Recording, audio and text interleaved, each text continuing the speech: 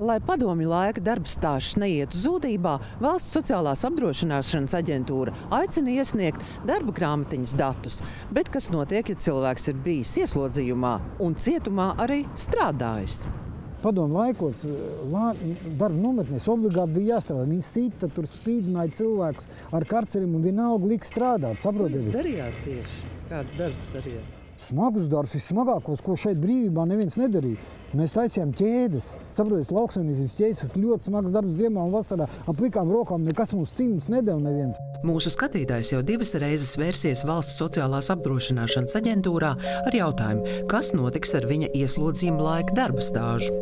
Man ir pienācis pensijas vecums, un tagad, lai man savāk to darba stāžu, es griezos Valsts sociālās apdrošināšanas nodaļā, Ventspils filiālē, lai man ieskaita to darba stāžu, tur tos 3-4 gadus, es atnesu arhīvu izziņas, visu kā pielāgs un no ieslodzījuma vietas pārvaldes izziņas, cik viņi varēja dabūt tur, ka esam strādājis. Abas reizes viņš saņēmis atteikumu par ieslodzījuma laikā nostrādātā perioda iekļaušanu darba stāžā. Tā kā ar šo jautājumu viņš vērsās arī 4. studijā, mēs nolēmām par to painteresēties. Vispirms jau Valsts sociālās apdrošināšanas aģentūrā. Vēsturiski līdz 1999. gada 1. aprīlim Latvijas sodu izpildes kodekss noteica, ka laiku, ko notiesātie nostrādājuši izciešot brīvības atņemšanas sodu, darba stāžā neieskaita. Brīvības atņemšanas iestāžu administrācijas pienākums bija iesaistīt notiesātos sabiedriski derīgā darbā, ievērojot viņu darba spējas un pēc iespējas specialitāti.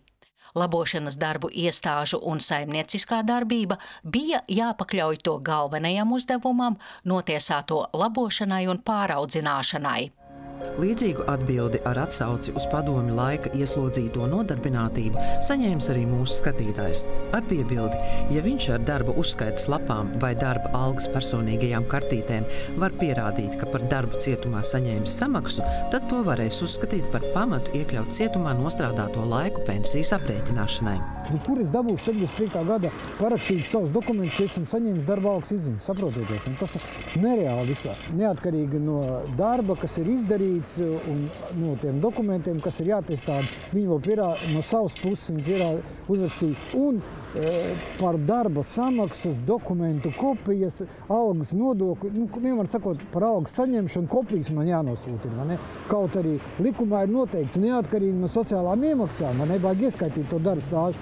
Skatītājs savā stāstā atsaucas uz 1996. gadā spēkā stājušos likumu par valsts pensijām, kur konstatējošā daļā rakstīts: Latvijas Republikas pilsoņiem līdz 1991. gada 1. janvārim Latvijā un ārpus Latvijas uzkrātie darba un tam pielīdzināmie periodi veido apdrošināšanas stāžu, kas nepieciešams valsts pensijas piešķiršanai, neatkarīgi no sociālās apdrošināšanas iemaksu izdarīšanas. Neraugoties uz to, ka padomju laikā notiesātie tika iesaistīti darbā, šī laika tiesību normas nesniedz skaidru regulējumu par sociālās apdrošināšanas iemaksu veikšanu par notiesāto darbu, kas būtiski ietekmē iespēju šo darbu periodu ieskaitīt pensijas stāžā. Saskaņā ar Latvijas tiesību normām, lai ieslodzījuma laikā veiktais darbs tiktu iesaistīts pensijas stāžā, ir jāiesniedz dokumenti, kas nevien pierāda darba veikšanu, bet arī to, ka par šo darbu ir saņemts atalgojums. Šādi pierādījumi var ietvert algas lapas, darba līgumus vai citus oficiālus dokumentus. Atkal tā pati atbilde, kas cilvēku neapmierina un nepadara šo situāciju viņam labvēlīgāku. Tiesa gan, tā kā ieslodzījumā pavadītais laiks nav bijis liels, iespējamais pensijas palielinājums varētu būt niecīgs. Tomēr runa ir par principu. Bet ja man būtu 10, 15 gadu vai 20 nosēdēt, tas strunts ar tiem 9 eiro, kā var teikt, es esmu spēku pilns un es varu strādāt, paldies Dievam un tā, bet vai viņi nes par to atbildību šās amatpersonas? Viņi izdod lēmumus, kas man ir saistoši. Un ja es tālāk neko nedarītu, tā arī es paliktu. Visticamāk, bijušais ieslodzītais nevarēs pierādīt, ka cietumā saņēmis algu par padarīto darbu. Mainoties laikiem, varām un likumiem, viņa nostrādātais laiks būs pazudis. Iespējams, ka mūsu skatītāja gadījums nav vienīgais.